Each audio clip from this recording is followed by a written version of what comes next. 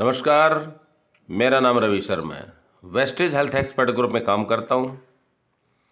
आज हम एक ऐसी बीमारी के बारे में बात करेंगे जिसका नाम है पेट का कैंसर यानी कि स्टमक कैंसर।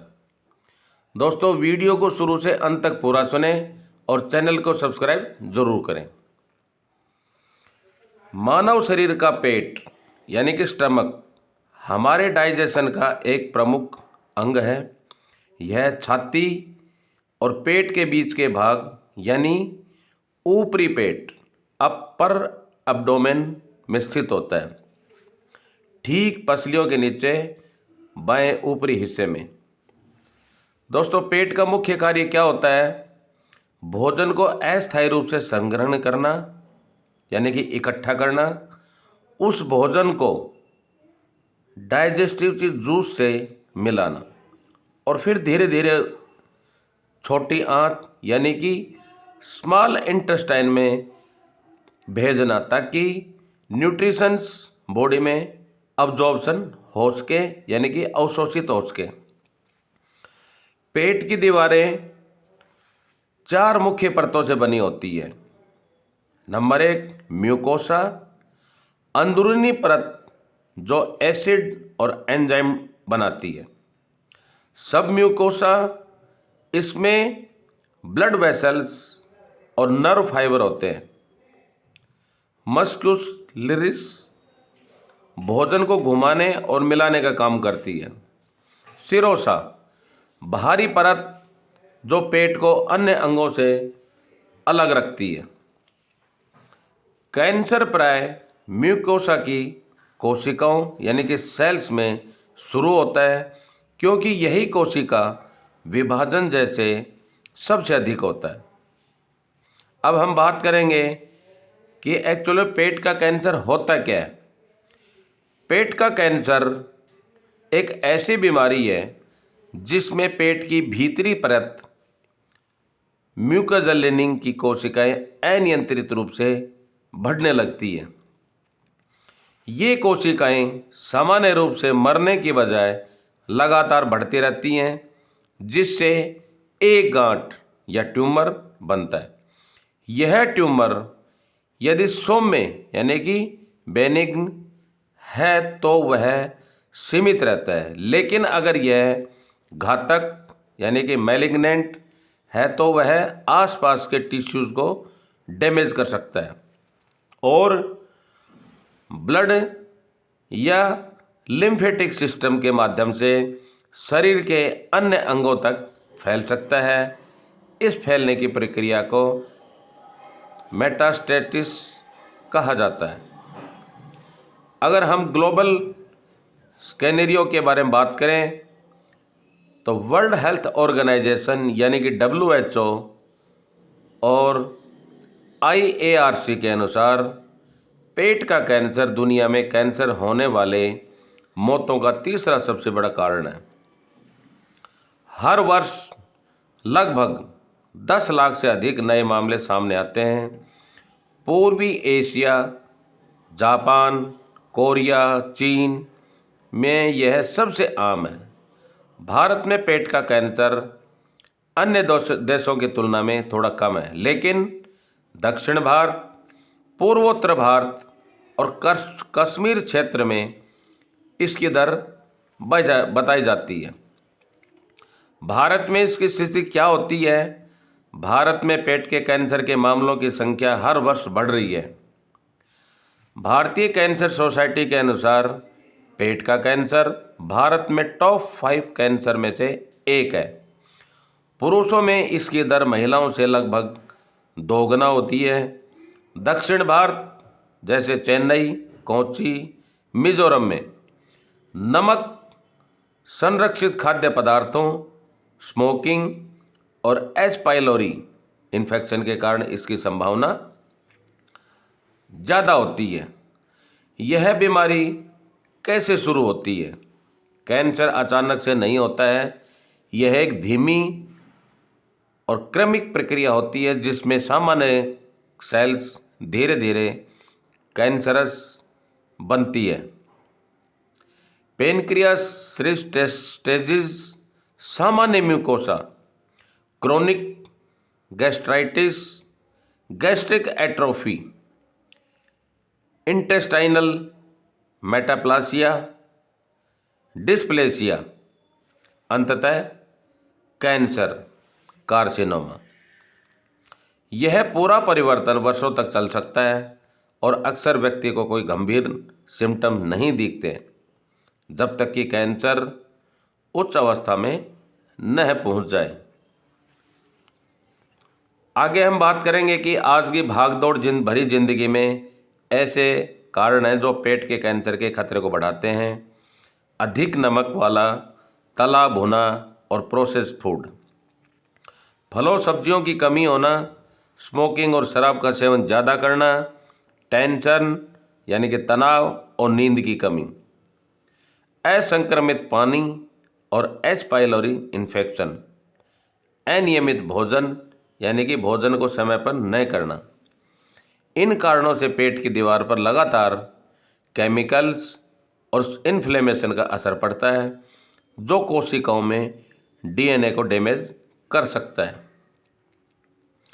कैंसर आनुवांशिक भी हो सकता है। कुछ लोगों में पेट का कैंसर वंशानुगत हेरिडिटरी रूप से पाया जाता है। अगर परिवार में किसी को यह बीमारी रही है तो जोखिम बढ़ सकता है।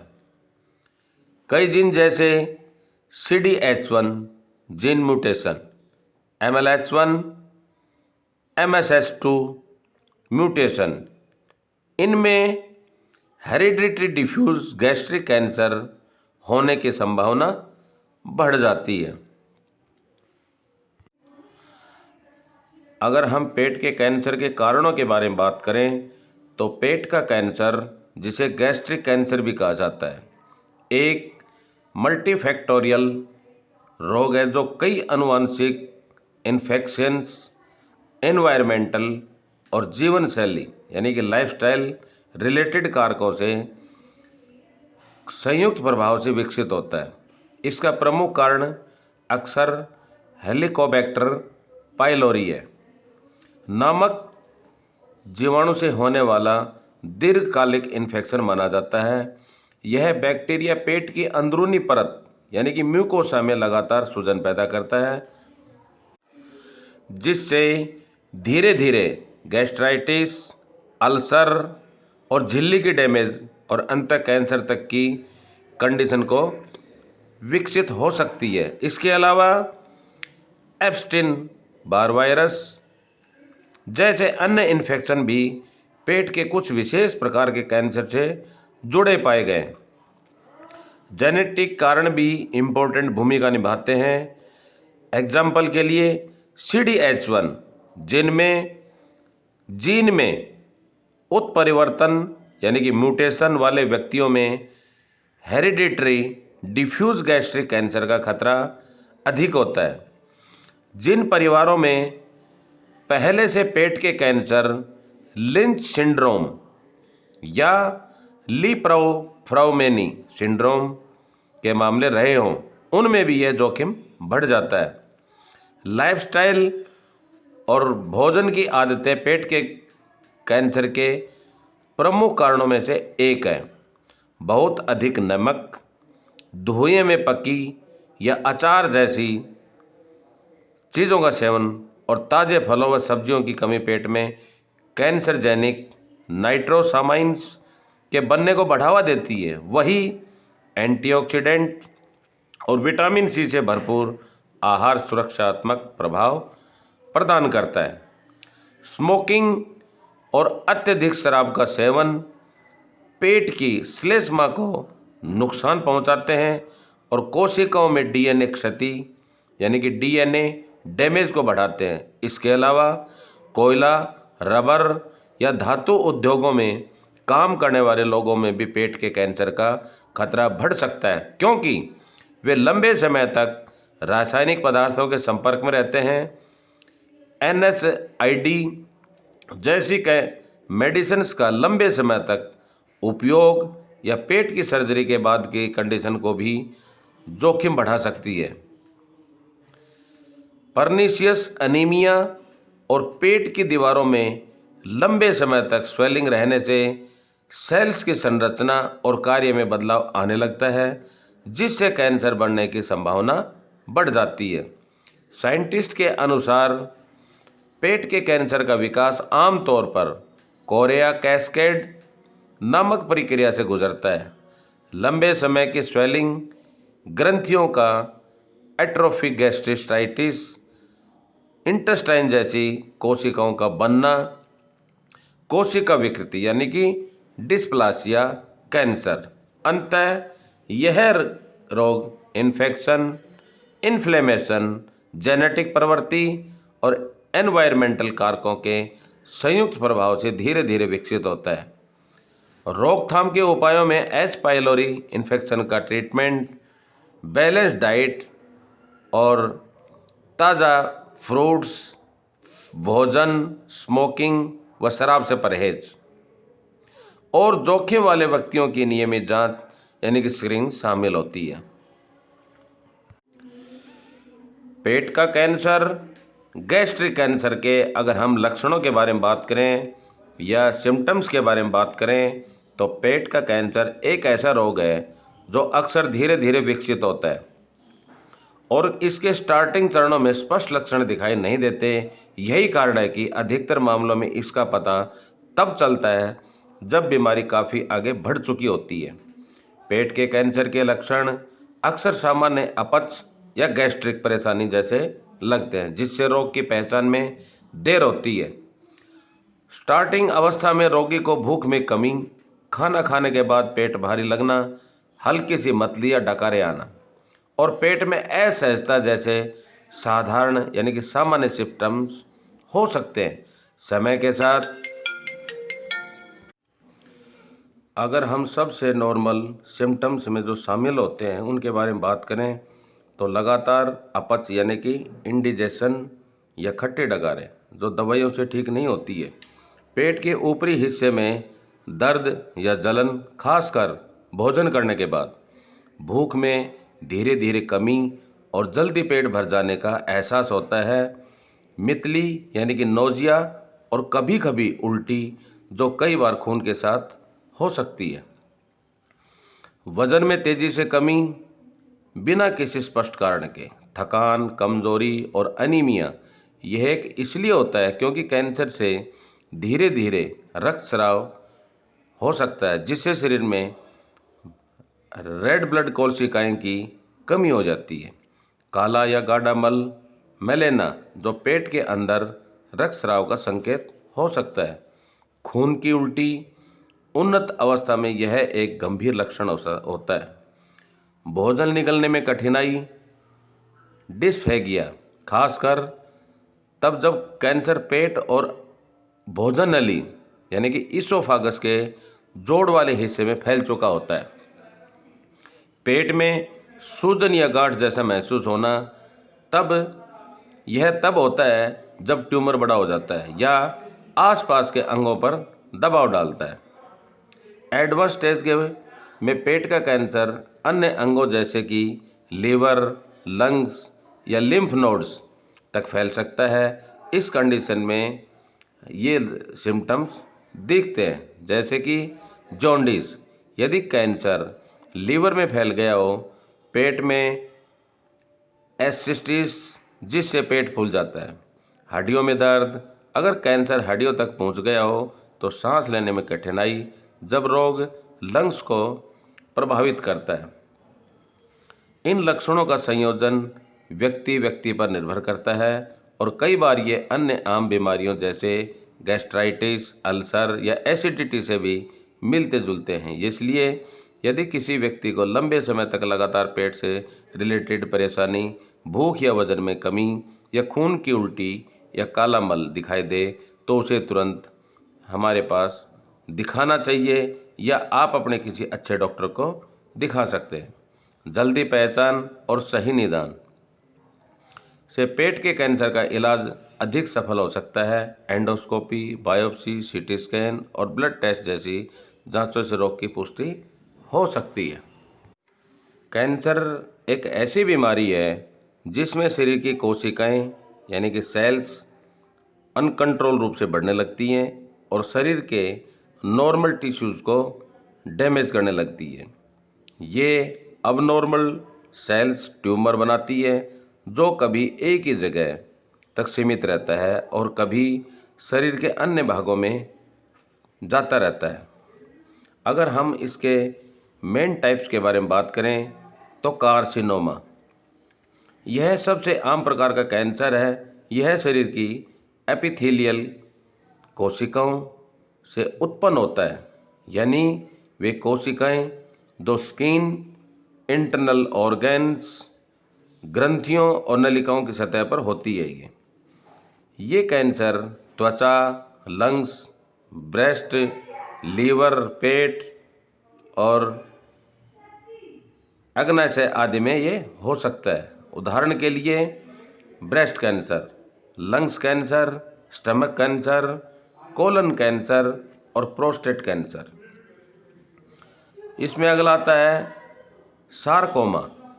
यह कैंसर शरीर के कनेक्टिव टिश्यू से उत्पन्न होता है, जैसे bones, muscles, veins, fats, blood vessels या कार्टिलेज। ये आमतौर पर गहराई में बढ़ते हैं और धीरे धीरे अन्य अंगों में फैल सकते हैं। ऑस्टियोसार्कोमा हड्डियों का कैंसर होता है।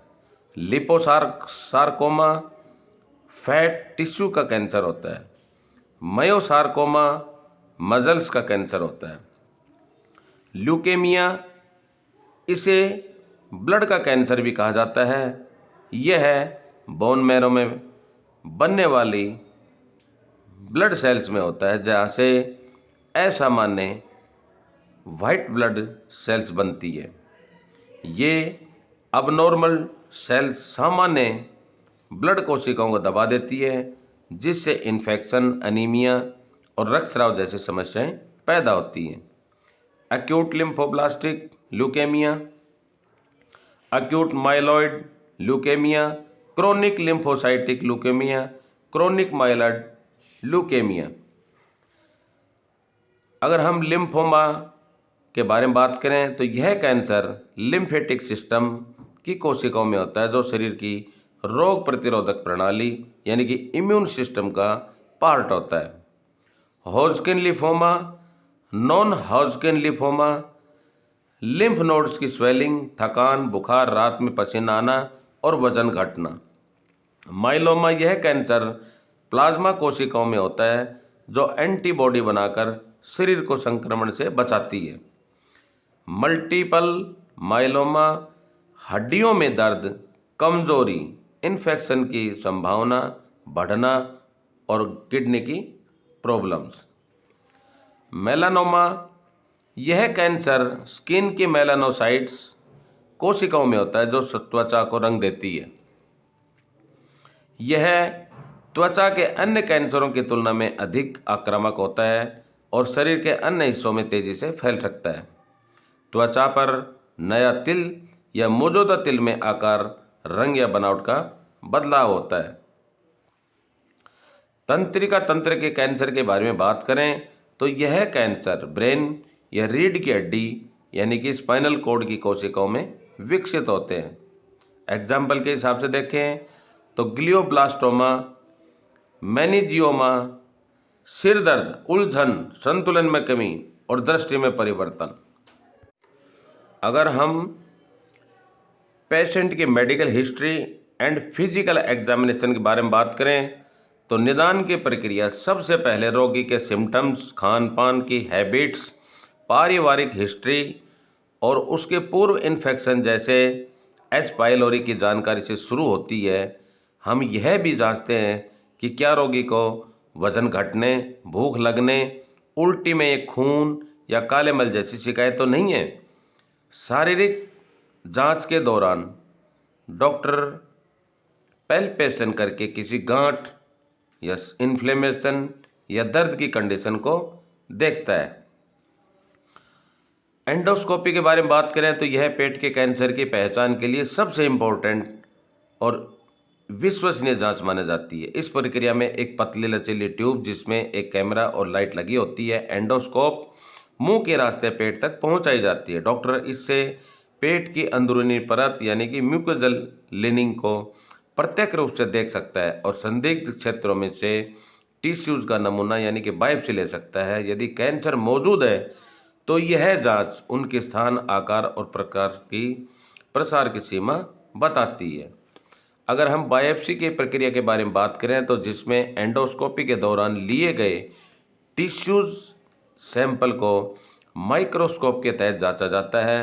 पैथोलॉजिस्ट कोशिकाओं की संरचना और असामान्यता का अध्ययन करते हैं ताकि यह पुष्टि हो सके कि कोशिकाएं मैलिग्नेंट है या नहीं है। यह कैंसर के प्रकार और ग्रेड को निर्धारित करने में मदद करती है, यानी कि यह जानने में कि कैंसर कितनी तेज़ी से बढ़ रहा है।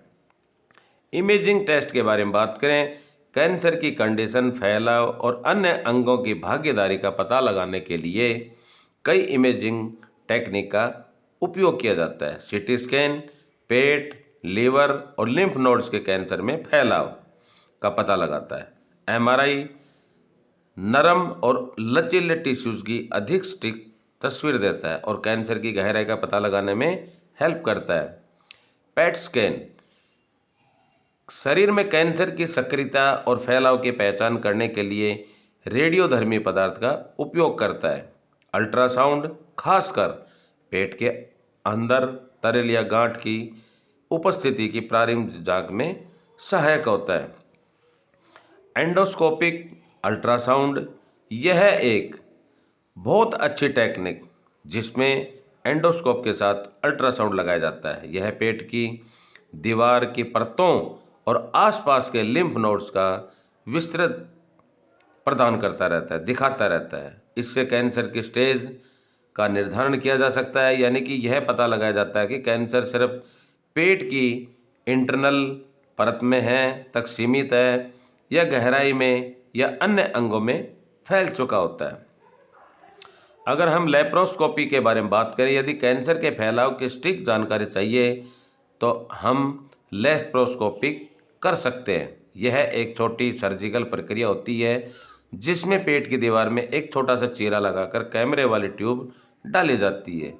इससे हम प्रत्यक्ष रूप से पेट के अंदर देख सकते हैं और यह पता लगा सकते हैं कि कैंसर लीवर, पेरिटोनियम या अन्य अंगों में फैला है या नहीं फैला है। अगर हम ब्लड टेस्ट के बारे में बात करें, रक्त जांच से कैंसर की पुष्टि नहीं होती है, परंतु यह शरीर की सामान्य कंडीशन और कैंसर के प्रभाव का अंदाजा देती है।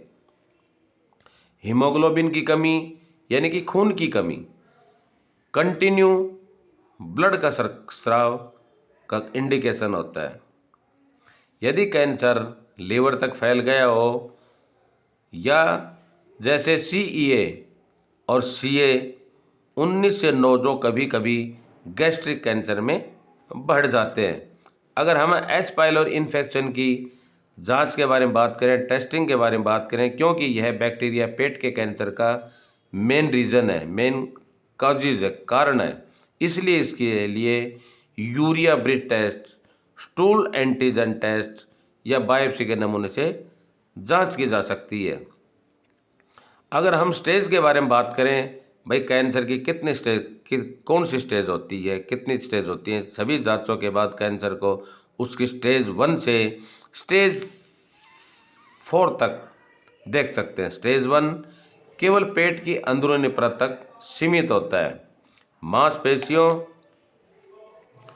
और आसपास के लिम्फ नोड तक फैला हुआ होता है। अन्य अंगों जैसे लीवर, फेफड़े या पेरिटोनियम तक फैल चुका होता है। सही स्टेज का निर्धारण उपचार योजना, ट्रीटमेंट प्लान बनाने में अत्यंत आवश्यक है। अगर हम इसके कैलकुलेशन के बारे में बात करें तो पेट के कैंसर का निदान एक बहुचरणीय यानी कि मल्टी स्टेप और स्टिक प्रक्रिया है जिसमें आधुनिक तकनीक और अनुभवी डॉक्टर की भूमिका अत्यंत इम्पोर्टेंट होती है। शुरुआती अवस्था में इसका पता चल जाने पर रोग का इलाज काफ़ी हद तक सफल हो सकता है। इसलिए लंबे समय तक बने रहने वाले पेट संबंधी सिम्टम्स को नज़रअंदाज नहीं करना चाहिए, बल्कि समय पर अपने स्पेशलिस्ट डॉक्टर से एडवाइस लेनी ज़रूरी होती है। दोस्तों, अगर हम पेट के कैंसर की सर्जरी के बारे में बात करें तो सर्जरी पेट के कैंसर का मुख्य और सबसे प्रभावी उपचार है, विशेष रूप से तब जब कैंसर शुरुआती या मध्यम अवस्था में हो और अभी तक अन्य अंगों में न फैला हो। तो इसमें एंडोस्कोपिक रिसेक्शन, यदि कैंसर बहुत प्रारंभिक अवस्था यानी कि अर्ली स्टेज में है और केवल पेट के म्यूकोसा तक सीमित है, तो एंडोस्कोपी के माध्यम से ट्यूमर को हटाया जा सकता है। यह एक बिना चीरे की प्रक्रिया होती है। सब टोटल गैस्ट्रोटोमी, इसमें पेट का कैंसर ग्रस्त हिस्सा हटाया जाता है और बाकी भाग को पुनः जोड़ा जाता है। यह तब किया जाता है जब कैंसर पेट के एक हिस्से तक सीमित हो। टोटल गैस्ट्रोटोमी, यदि कैंसर पूरे पेट में फैल चुका हो तो पूरा पेट हटाना पड़ता है। इसके बाद इसोफागस को सीधे छोटी आंत से यानी कि स्मॉल इंटेस्टाइन से जोड़ा जाता है। लिम्फ नोड, कैंसर के फैलाव को रोकने के लिए आसपास के लिम्फ नोड्स में भी हटाए जा सकते हैं। ट्यूमर और प्रभावित टिश्यूज को पूरी तरह से निकालना ताकि रोग की रिकरेंसेस की संभावना कम होती है। कीमोथेरेपी, कीमोथेरेपी एक ऐसी ट्रीटमेंट पद्धति है जिसमें कैंसर की कोशिकाओं को नष्ट करने वाली दवाओं का प्रयोग किया जाता है। यह दवाइयाँ नसों, इंट्रावेनस के माध्यम से या टैबलेट के रूप में दी जा सकती है। सर्जरी से पहले ट्यूमर को छोटा करने के लिए ताकि उसे आसानी से हटाया जाए। सर्जरी के बाद एडवांस कीमोथेरेपी बची हुई सूक्ष्म यानी कि छोटी कैंसर कोशिकाओं को नष्ट करने के लिए उन्नत अवस्था में पैलिएटिव कीमोथेरेपी सिम्टम्स को कंट्रोल करने और जीवन की गुणवत्ता बढ़ाने के लिए होती है। इसमें दोस्तों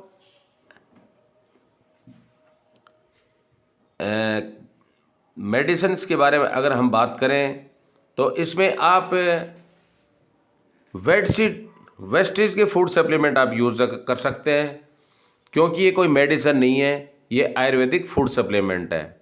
आप कैप्सूल के ज़रिए और टैबलेट के ज़रिए आप इसमें इलाज ले सकते हैं, ट्राई कर सकते हैं 1 महीना, 2 महीना, 15 दिन के लिए। तो आज के लिए बस दोस्तों इतना ही। Thank you, wish you wealth. मेरा नाम रवि शर्मा है, मैं जयपुर राजस्थान से बिलोंग करता हूँ। आप मेरे से कभी भी कांटेक्ट कर सकते हैं, व्हाट्सएप कर सकते हैं, मेल कर सकते हैं।